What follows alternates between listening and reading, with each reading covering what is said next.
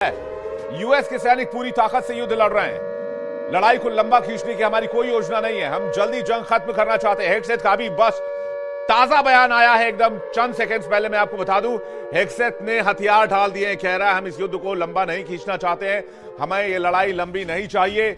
Iran से deal नहीं हुई तो हमले और भीषण होंगे, लेकिन जल्द ही इस जंग को हम रैप अप करेंगे, वाइंड अप करेंगे और वहां से निकलेंगे। यानी कि इस कहानी का क्लाइमैक्स बहुत जल्दी सामने आने वाला है। ईरान अमेरिका की इस कहानी में क्लाइमैक्स का टाइम आ गया है। पीट हेगसेथ ने कह दिया है कि हम कोई लंबी जंग के चक्कर में नहीं है।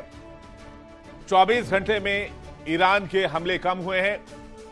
हम जल्द से जल्द जंग खत्म करना चाहते हैं। हमारी कोई योजना नहीं है इस लड़ाई को लंबी खींचने की, और यूएस के सैनिक पूरी ताकत से युद्ध लड़ रहे हैं। वैसे पीट हेगसेथ के बारे में मैं आपको एक बात बता दूं, जहां तक मैं पीट हेगसेथ को पढ़ पाया हूं, ऑब्जर्व कर पाया हूं, उनके बारे में जान पाया हूं, यह व्यक्ति वही बातें बोलता है जो डोनाल्ड ट्रंप को पसंद आती हैं।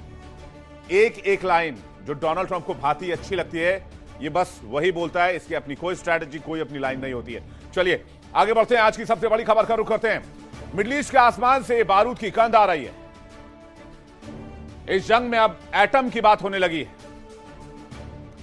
तो क्या तेहरान का एटम प्लान अमेरिका इजराइल को ध्वस्त करेगा, या फिर डोनाल्ड ट्रंप अपने एटम से खाड़ी का नक्शा बदल देंगे? अगर खाड़ी में एटम का इस्तेमाल हुआ तो क्या इजराइल का वजूद बचेगा? क्योंकि इस जंग की तपिश अब दुनिया को डरा रही है।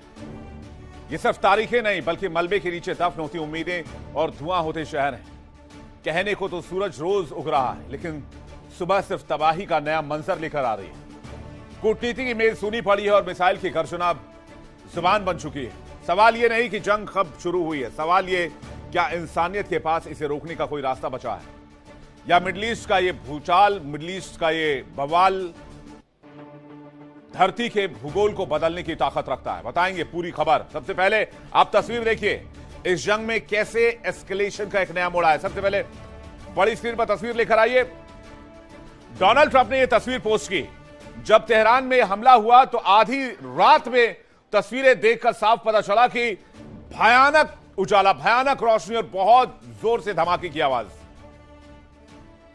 यह वीडियो अमेरिकी राष्ट्रपति डोनाल्ड ट्रंप ने सोशल मीडिया पर पोस्ट किया। खबरों के मुताबिक अमेरिका ने ईरान के प्रमुख शहर इस्फहान में एक बड़े हथियार गोदाम पर हमला किया। यहां पर 2000 पाउंड के 2 बंकर बस्टर बम का इस्तेमाल किया गया।